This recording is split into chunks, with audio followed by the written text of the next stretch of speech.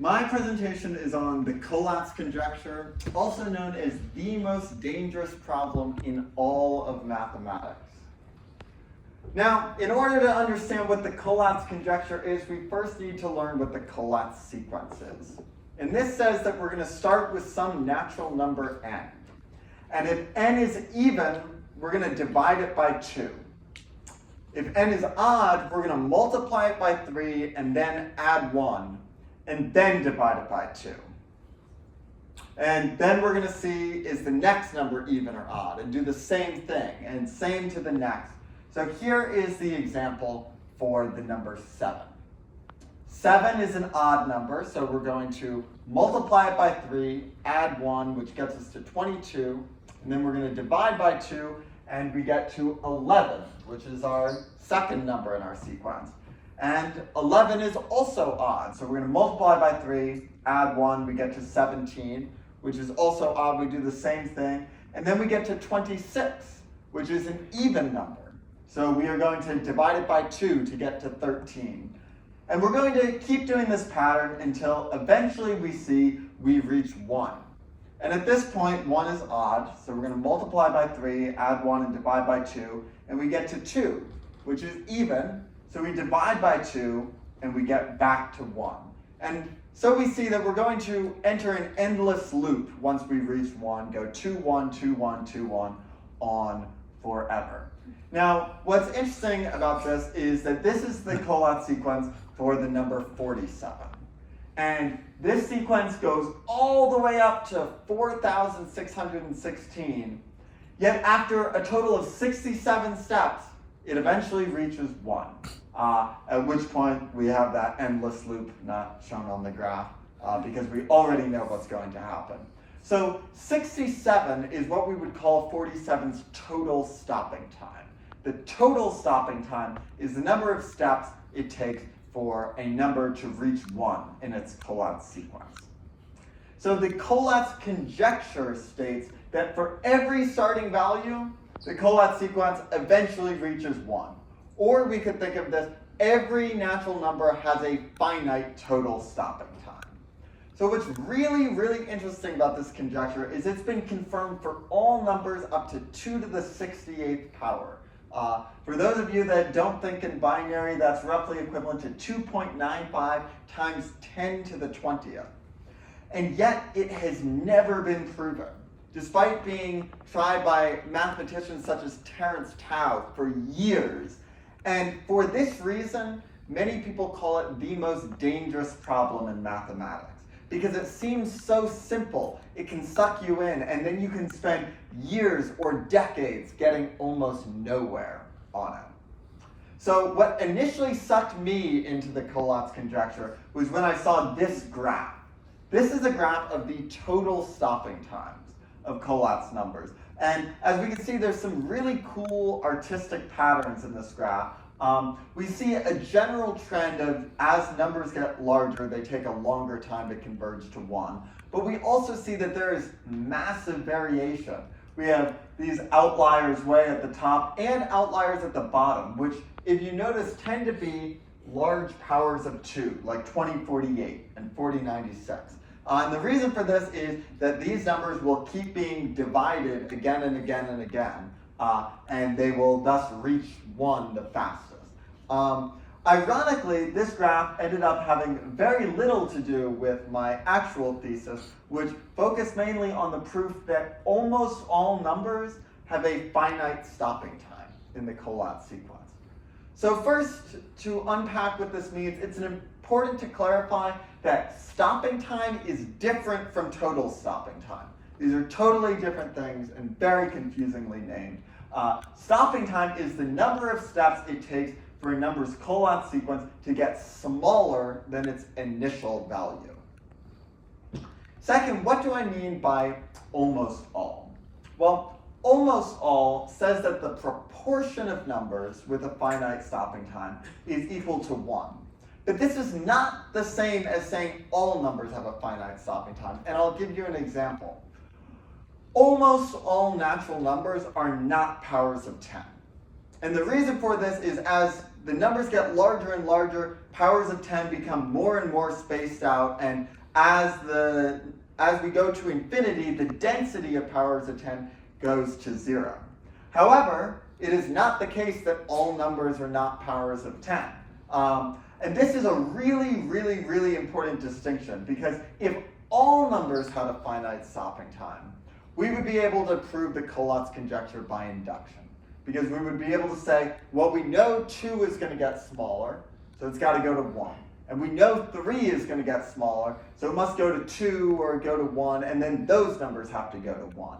And same with 4 and 5 and every number onward. So this is a proof that takes us, frustratingly so close, yet at the same time so far away from proving the Collatz conjecture. And I'm essentially going to prove this in 4 main parts, or 4 chapters. The first chapter title is parity vectors. The second is ignoring +1. The third is 37%. And the fourth is our conclusion. You should not have any idea what this means right now. It's just giving you an outline for what is to come. So first, what is a parity vector? Well, a parity vector is an indicator function that is going to look at a number's Collatz sequence, and for every even term, it's going to put a 0, and every odd term, we're going to put a 1. So, for example, let's return to the Collatz sequence for 7. We're going to look, if we wanted to find the parity vector of length 4, we would look at the first term and notice that it's odd, and so we're going to put a 1. In the second term, we also see that it's odd. So the second number in our parity vector is going to be a 1. And the third term is odd, so the third term in our parity vector is 1. And the fourth is even, so we put a 0. The same thing for the parity vector of length 10. It's the exact same thing, but we're going to look at the first 10 terms of the Collatz sequence.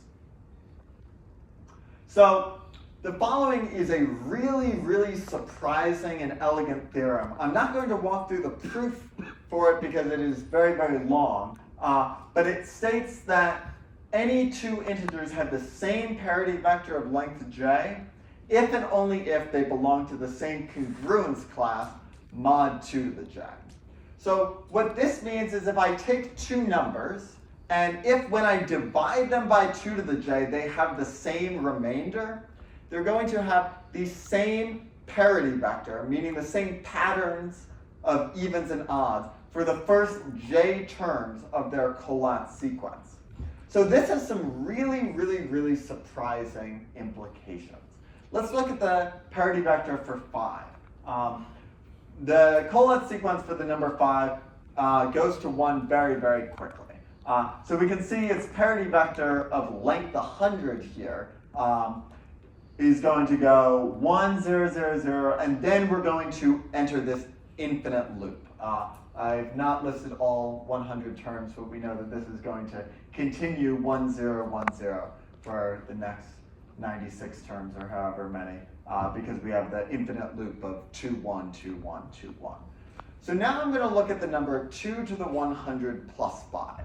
This is a massive number. It would probably take the entire time of my presentation to try to calculate it without a calculator. Actually, it would take a lot more time than that. I don't even know what this number is, but without knowing almost anything about it, I know that it is the same mod 2 to the 100 as 5. If we divide this number by 2 to the 100, the remainder is going to be 5. So what this tells me is that this is going to have the same parity vector of length 100. And the same is true of 47 times 2 to the 100 plus 5, or any number times 2 to the 100 plus 5, which will be the same mod 2 to the 100 as the number 5. So this is really remarkable because we can tell a lot about the parity vectors of really, really large numbers without actually knowing what the numbers are. The other remarkable conclusion from the previous theorem is the only if. The fact that 2 numbers have the same parity vector of length j only if they are the same mod 2 to the j. And what this tells us is that for the first 2 to the n numbers, they're all going to be different mod 2 to the n. So they're all going to have a different parity vector of length n. And so this tells us that all possible parity vectors of length n are going to be represented in the first 2 to the n numbers. So for example, if we look at 7, the first 2 to the 7 numbers will all have different parity vectors. And there are 2 to the 7 possible parity vectors of length 7, because a parity vector of length 7 has 7 terms, each with 2 possibilities for each term.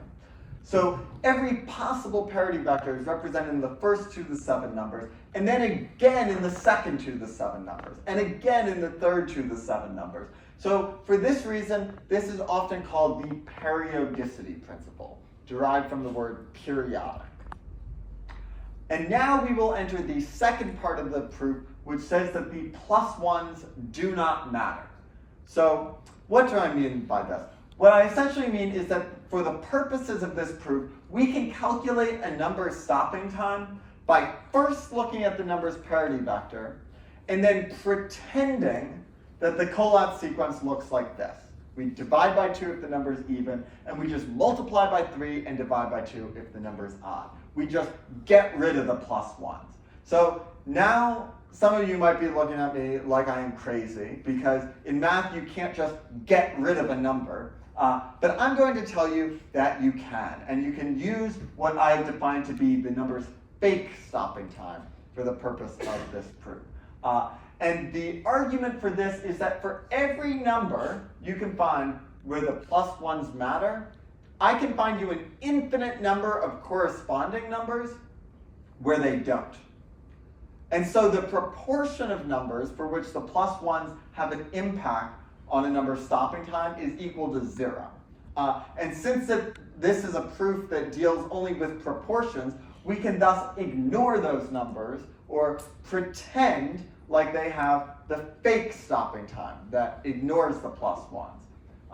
So the essence of this proof is that for large enough numbers, the plus ones are negligible. This was proved by Riho Terras, who's an Estonian mathematician, then moved to Germany, then to the US, and it involves a ton of algebra, but essentially shows that if you take a really large number, like a trillion, the difference between 3 times a trillion plus 1 divided by 2 and 3 times a trillion divided by 2 is almost negligible, especially when we're taking these really, really large numbers and multiplying them and dividing them and multiplying them again. The difference of a plus 1 or not a plus 1 has no effect on the number's stopping time.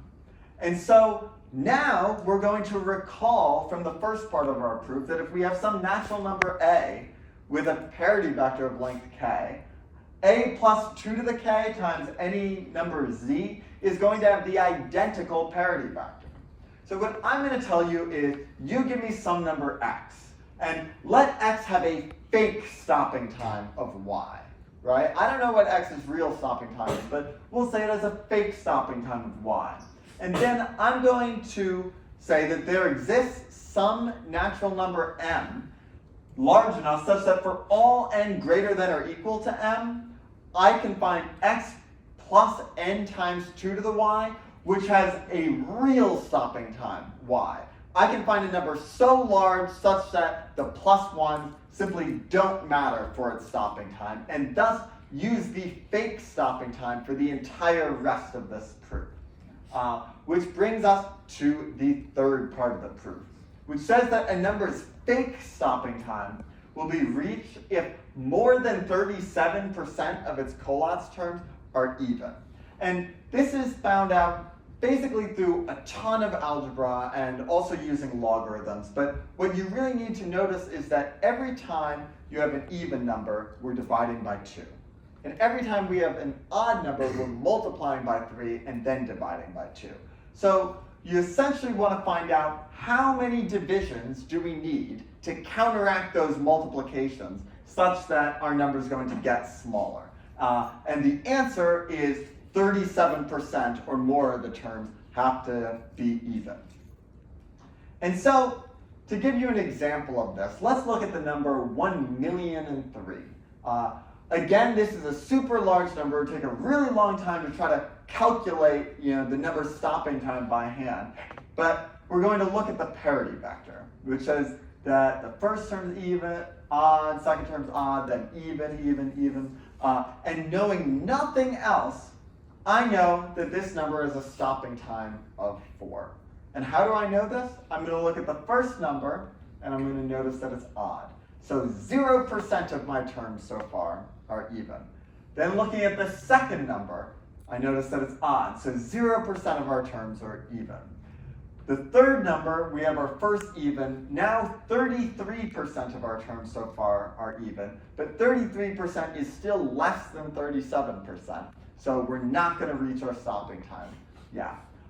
The fourth term, I'm going to see that it's even. Now 50% of our terms are even, so our stopping time will be reached because 50% is larger than 37%.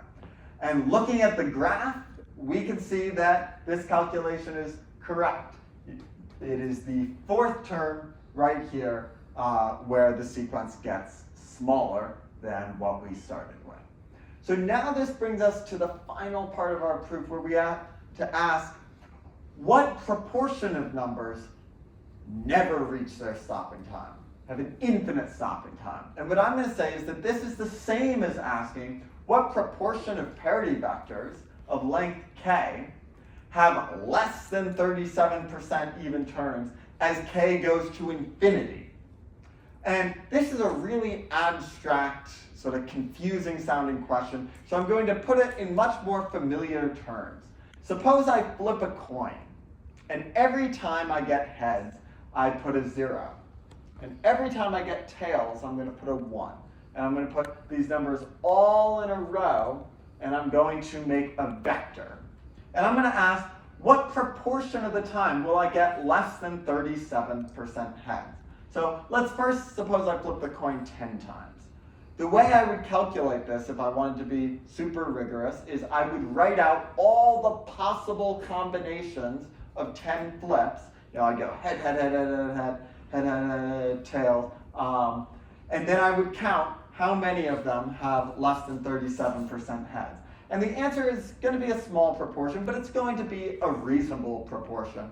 My odds of getting less than 37% heads on 10 flips aren't crazy low. But what if I make my number of flips 1,000? Now, the proportion of times where I'm going to get less than 37% heads is getting really, really small. That's a really, really unlikely event. And so what happens when my number of flips goes to infinity?